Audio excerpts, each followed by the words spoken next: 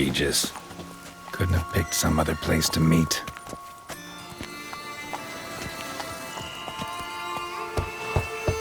Regis! Damn it. Locked. No way I got the place wrong. This is it. Gotta be. Gotta be another way in around here.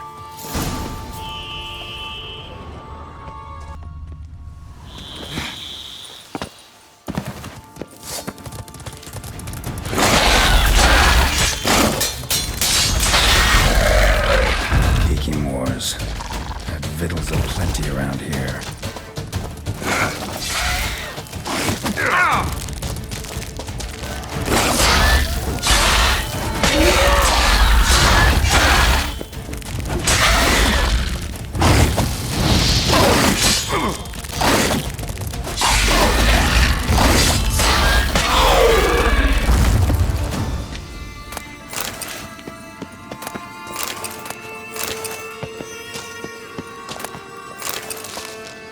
More eggs.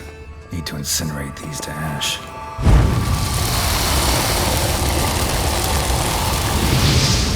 That's some stench.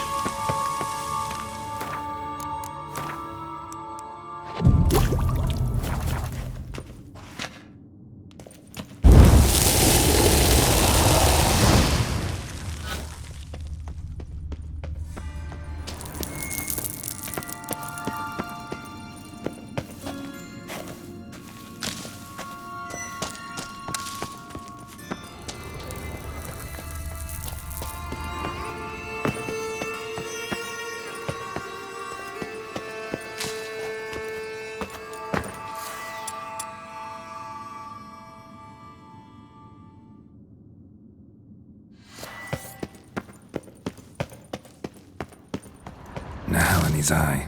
Ought to use it. Interesting.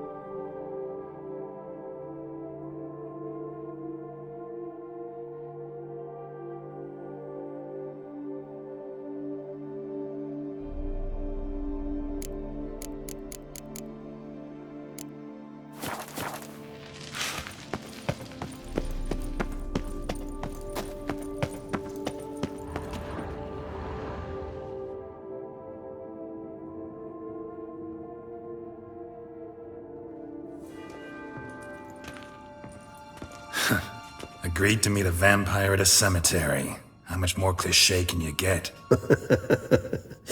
Nothing comes readily to mind. Could have left the door unlatched. What of my privacy? I value it rather deeply. Unmolested, especially by unwanted guests, that's my preferred state. Besides, I knew you'd find a way to get in. True enough. Need to find your friend. I'm hoping you'll agree to help. I shall do whatever's in my power. Yet what you want or even need must matter little. What matters is what Dettlaff wants. If he does not wish to be found, you will not find him. Ever. End of story. Come on. Gotta be some way.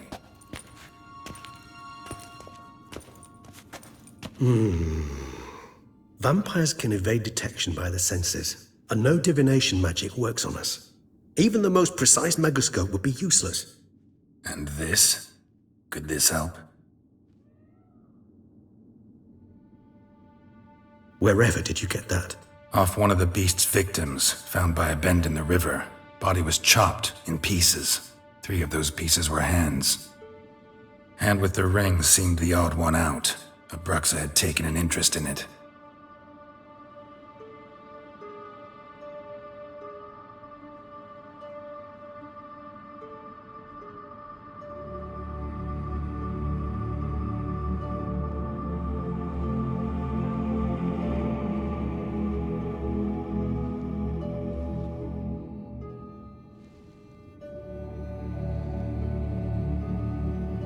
It's Dettlaff's hand, without a doubt.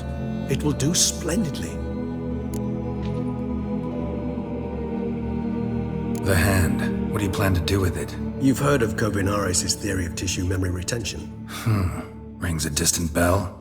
Read about it in Alchemia Oblitera.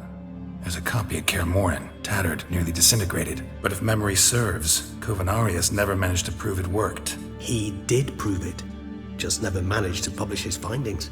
He and I corresponded, you see, after we became friends. Thus, I know he completed his research and performed the first tests. It's complicated, so without delving into details, it is possible to use any piece of tissue to reconstruct what a whole body experienced. How's it work? We need any special equipment? We must brew a decoction which Kovinaris gave a rather poetic name, resonance. Once imbibed, it sends one into a trance similar to that induced by narcotics. This triggers visions of events linked to strong emotions experienced by the tissue's owner. Picture it as dreaming a fragment of someone's life. Any chance we might see what Dettlaff was doing just before he lost his hand? Indeed. Though I also hope resonance will reveal the location of Dettlaff's hideout. Ring's pretty intriguing. Made of no metal I've ever seen. And the ornamentation. It comes from our home, where we lived before the conjunction of spheres. It's actually mine. I received it from a dear old friend. You might call him a humanist. He saw us vampires as guests here, guests who owe their hosts, meaning you humans of the elder races, respect. Respect? Meaning not to treat us like cattle to be slaughtered for food? Precisely. And the reason why I in turn gave it to Dettlaff. To remind him of the ideals my old friend championed. Can't you just summon Dettlaff? You're both hired vampires, there's gotta be a way. If I'm to be entirely candid, there is indeed one. But believe me, we will be better off never availing ourselves of it. It is a last resort. Absolutely. Last resort? The hell? Why? There is a being who can summon Dettlaff. Possesses the authority, even the power, to force him to appear in a given place. But the very act of contacting this being, well, it's akin to walking a slack line extended over a chasm filled with molten lava. An exercise as perilous to me as it would be to you. A risk I'm unwilling to take. I beg you, let's do it my way. It will be both quicker and easier. Kovinaris spent half his life proving his theory. Wild guess. Making a dose of resonance won't be easy. You guessed correctly. In addition to Dettlaff's tissue, we shall need a powerful occipital lobe stimulant. Effectively a poison, to make one susceptible to visions.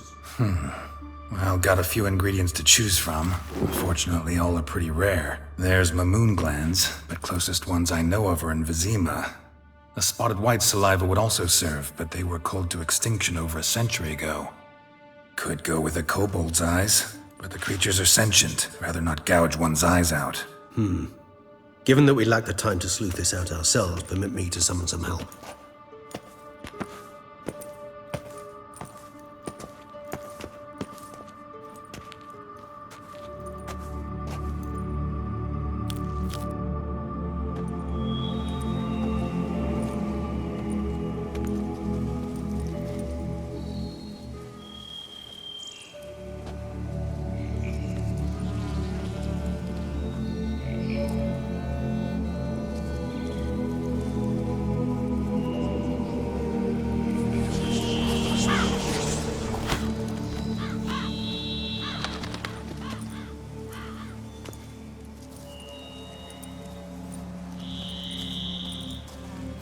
What was that? A raven?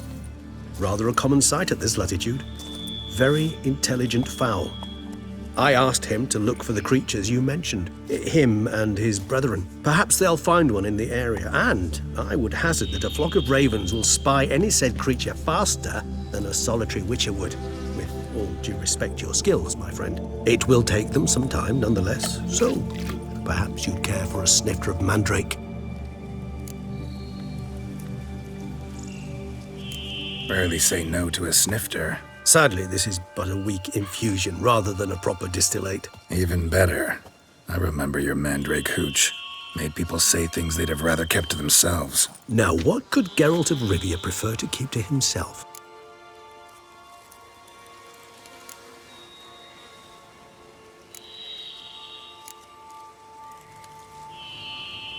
So, think you've set a nice little trap for me? Sorry. Wanna get me to confess? Gonna have to try harder. I love a challenge. In that case, my ears are cocked. What must I do? How about you get the ball rolling? Reveal one of your secrets. Vampires, intriguing creatures, must lead fascinating lives. Anything in particular interest you? Always fascinated me the way vampires can regenerate. A hand growing back is one thing, but Detloff recreating you out of a wet smear? Something else entirely. A difficult and laborious process, but one that's possible, as my presence proves. But I've heard you too had quite the adventure. They say you lost your memory. For a bit, but Triss helped me get it back. Actually, pretty damn lucky I only had amnesia. Yes, you humans are rather buggered in those terms. To strip you of life is, well, it's just plain easy. I've always pitied you in that regard. We vampires are much harder nuts to crack. If a member of another race kills one of us, we can be reborn with the living higher vampire's help. However, if one of our own strikes the deadly blow, death is permanent. There can be no rebirth. One of the chief reasons why vampires long ago swore never to fight one another.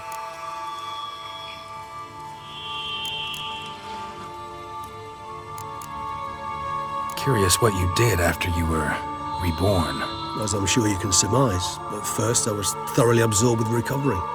As it is, I've still not recovered completely. Yet I was so weak the first year that I could not stand or move on my own.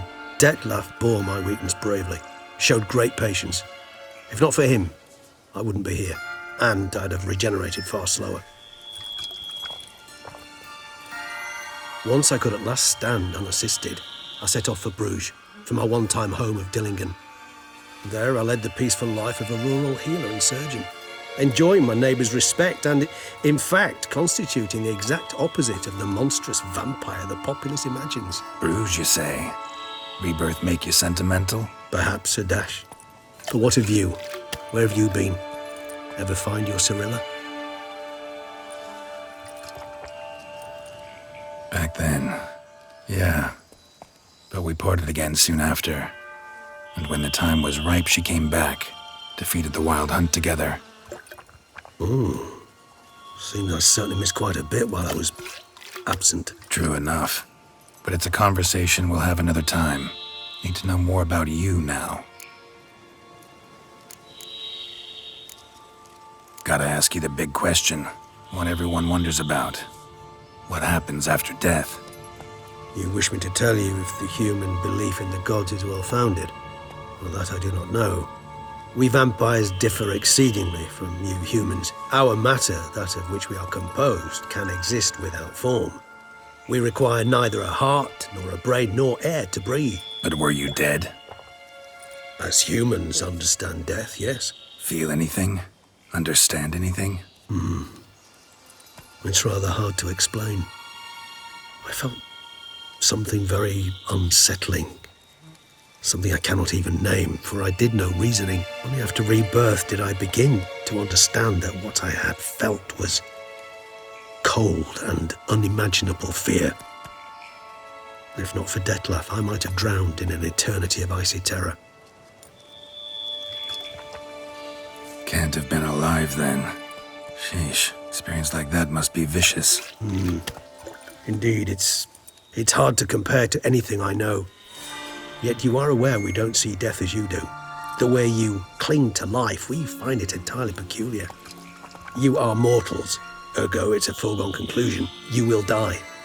It's but a question of time. Thus, I often find myself wondering why you try so very hard. To die at 20 years, 40, even 100, what's the difference? They're all but the blink of an eye. Depends on your point of view.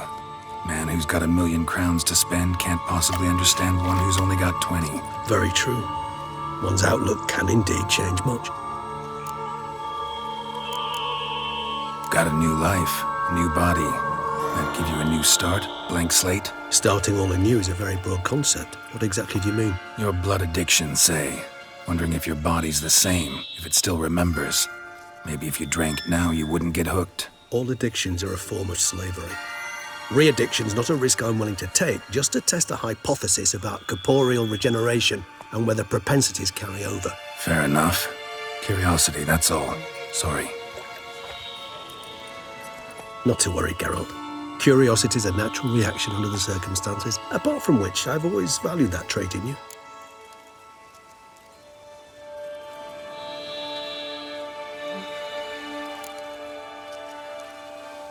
All right. Give you one question. What do you want to know? One question to ask one as fascinating as you, Geralt. Cruel parsimony, I'd say, but I shall do my best to make it count. If you were to die and be reborn as I was, in your new life, would you choose to be a Witcher?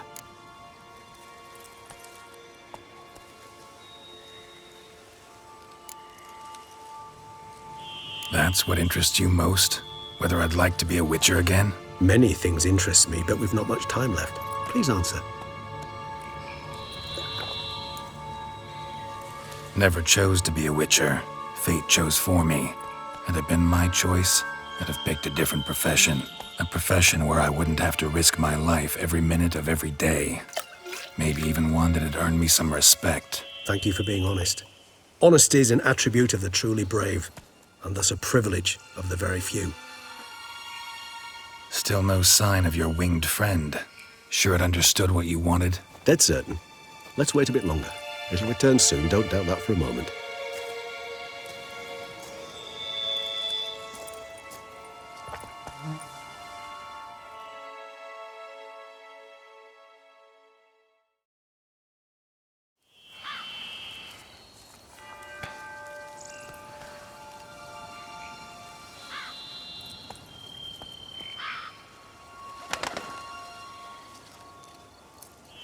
Ever vigilant, even in his sleep. Quite vampire-like, in fact. Are you absolutely certain they don't administer a few of our genes during the trial of the grasses?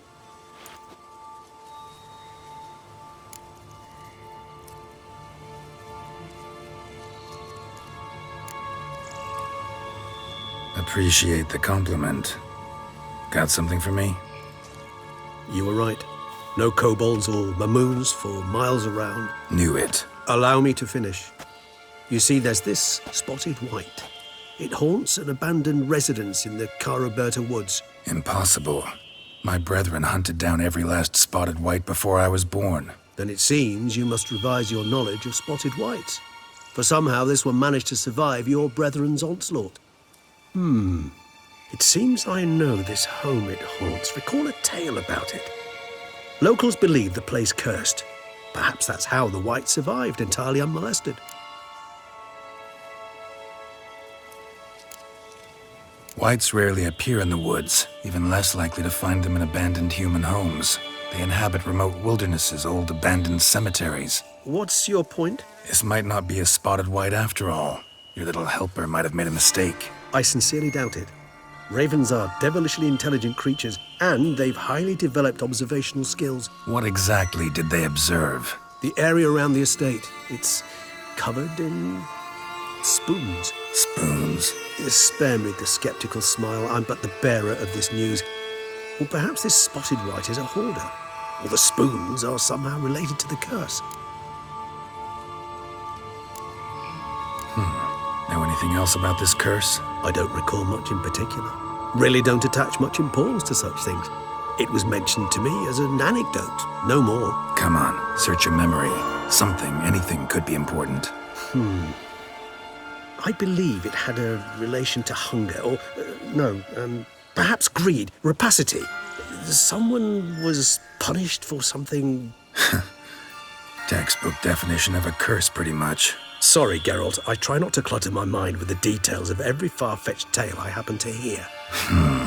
What are your thoughts? A specimen of a species thought long extinct, and a curse in one place. That a coincidence, or are they related?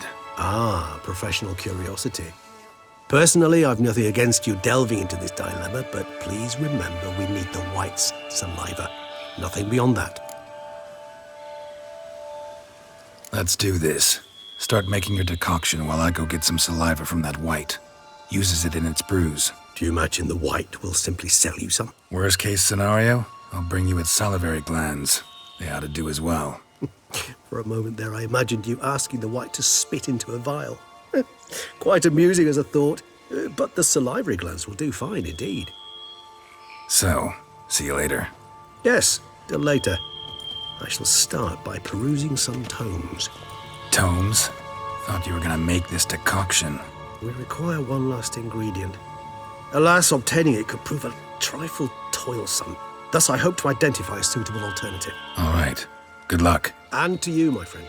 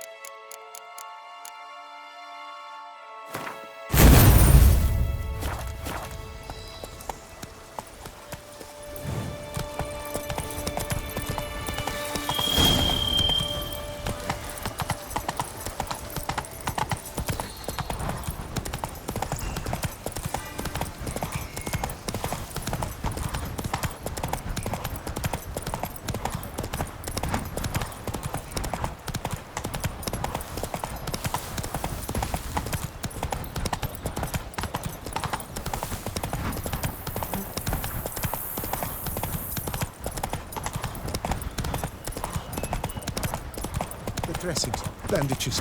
What's that about?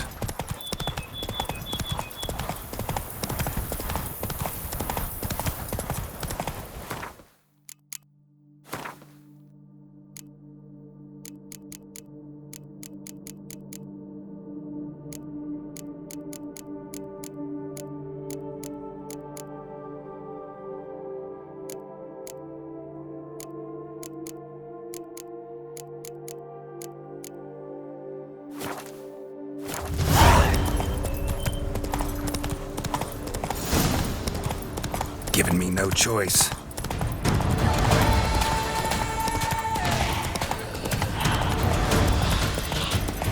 Our guests, never a good omen.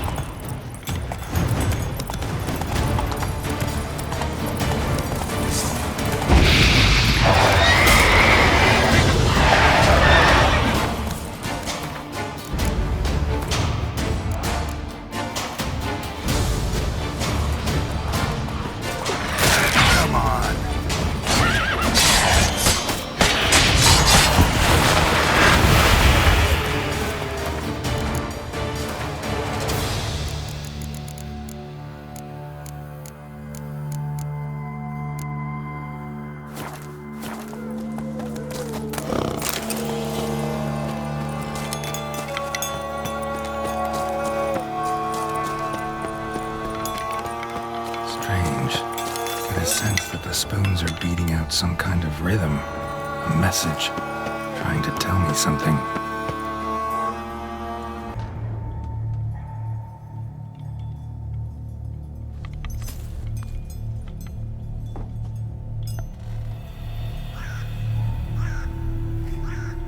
None shall sit and dine with you at your table. No spoon you have shall sate you. Never again shall you wish to spy your reflection in the mirror. Sounds like a curse, all right.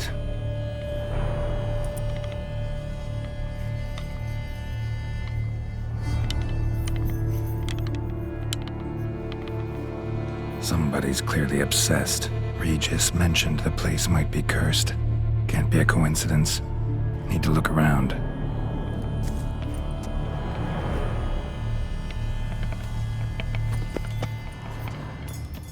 A pigsty. Need to search it thoroughly. Find a way to collect some white saliva. White's obsessed. A real collector. Thoroughbred.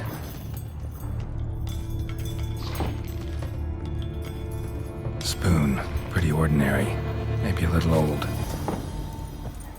Spoon's incredible. The craftsmanship must have graced a rich man's table.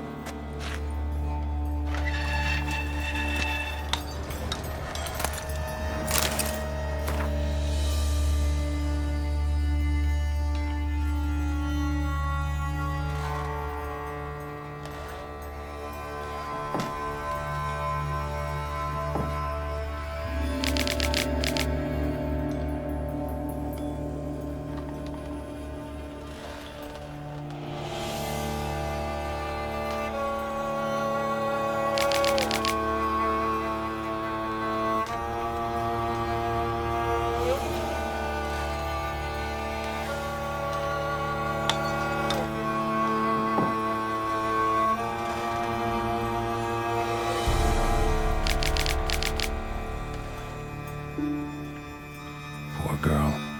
Realized she was changing into a monster. Recorded it in her diary. Poignant.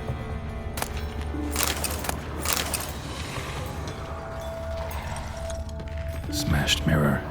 As if someone couldn't stand to look at themselves. The monster. Journal's author, maybe?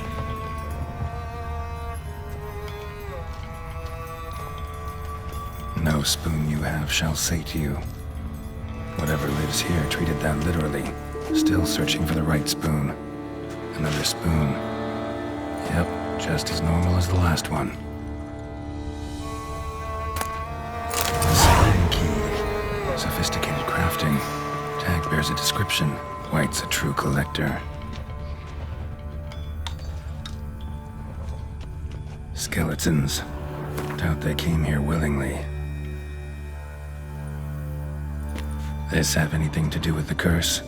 None shall sit and dine with you at your table. It'd make sense.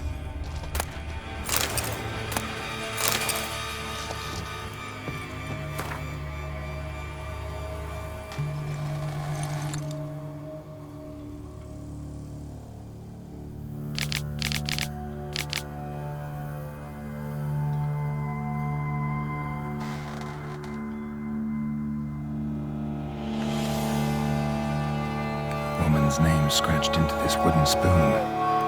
Romantic.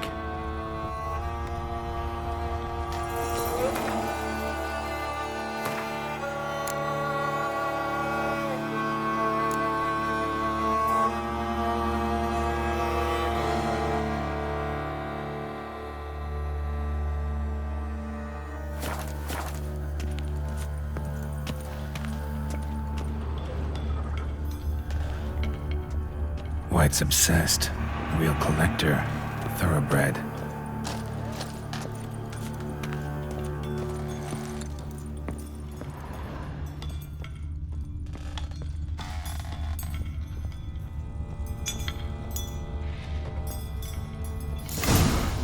Actually does seem like a White's lair.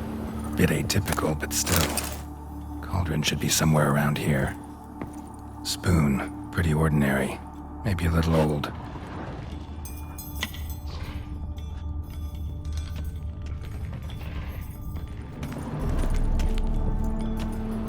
Cauldron I was looking for. White's not particularly tidy. Another spoon. Yep, just as normal as the last one. Table's set. White who lives here is getting ready for some sort of feast. White that lives here, definitely afflicted by a curse, and it's been trying desperately to lift it.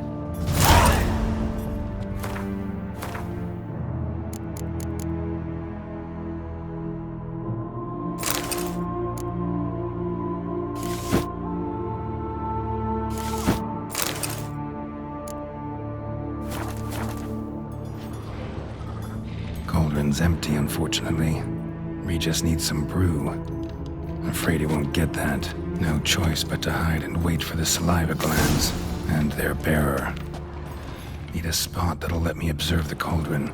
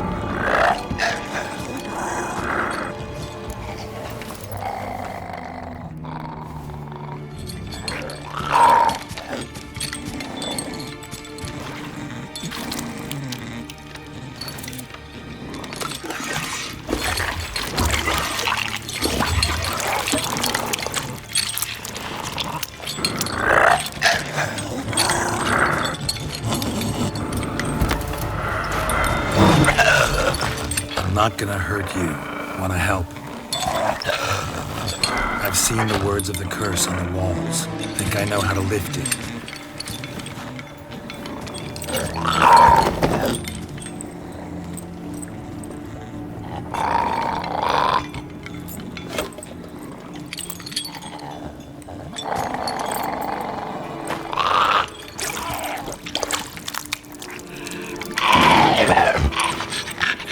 You tried to bring folk here, convince them to sit at the table with you, right? Well, I'm gonna be your guest now. Your willing guest.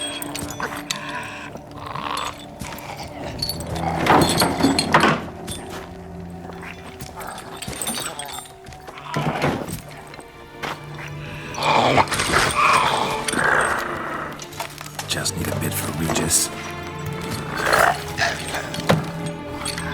And now we'll tend to you.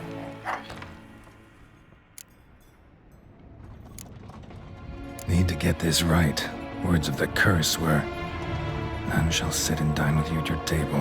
No spoon you have shall say to you, never again shall you wish to spy your reflection in the mirror.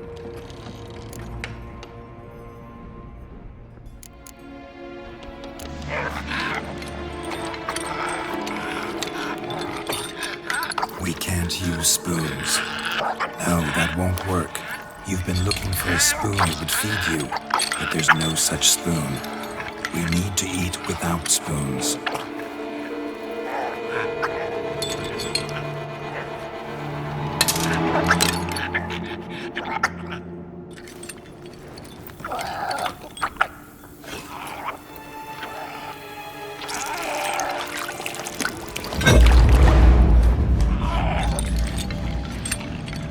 Open your eyes.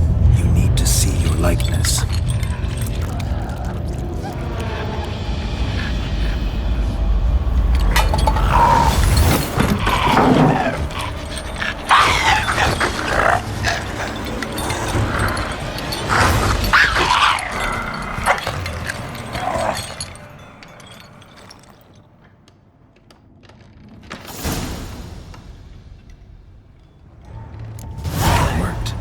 Just not quite like I expected. Need to see what happened to the white. Won't be hard to find given its stench.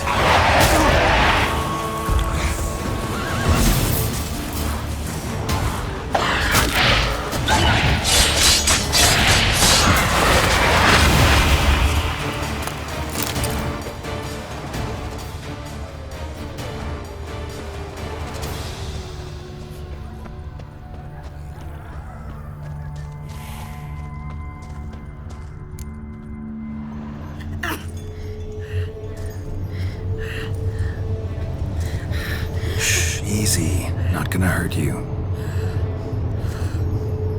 Eat. I must eat.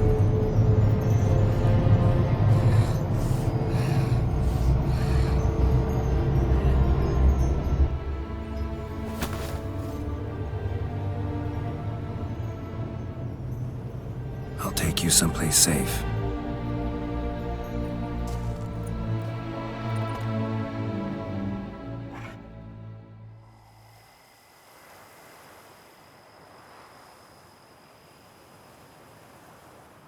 So I took her by the hand and led her here. Seemed the only sensible place for her. You did the right thing, sir. She should recover quickly here. Don't worry, sir. I shall see to everything. She is safe here and in good hands. She'll soon be back on her feet. Might actually take a while. She hadn't eaten anything in over 100 years when I found her. Horrid. Whatever brought this about?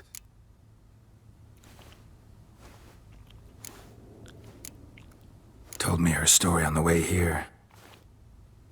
Her name's Marlene. She was once the very beautiful and proud heiress to the Trastamara estate. One evening, when she was holding a banquet for friends, a beggar came to her gate seeking alms. He had a bowl and a spoon with him. He sat outside her fence and waited. I've heard of the custom. An ancient rite of hospitality that obliges one to give food and drink to such a guest lest he depart hungry. To neglect the custom is to bring great misfortune down upon oneself. Marlene didn't care a whit for the old customs. She drove the man off, saying she'd rather feed the leftovers from her feast to her dogs than to give the beggar anything. The beggar then broke his spoon, cast a curse. She was beautiful, so he said she'd never wish to look at herself in the mirror again. Since she adored feasts, he swore no one would ever wish to sit and dine with her. And as she even refused him the crumbs from her table, he swore she'd never find a spoon in the world that would sate her hunger. A harsh punishment. I imagine lifting the curse was hardly simple. Curses are tricky. They play on irony. Always gotta figure out what the catch is. Marlene had spent decades looking for a way to lift it. Transformed into a wight, she stole spoons and lured folk into her home, trying each time to get them to dine with her. Didn't work. So what did? Someone had to sit down and share a meal with her, of their own free will. They had to eat without using spoons and make her look at her reflection. That's it? That was all it required? Simplest solutions are sometimes the last that come to mind. Besides, when you're a wight, it's pretty damn hard to find willing human company for a feast. I imagine so. But most importantly, it is now over. Please, don't worry. She will be in good hands here.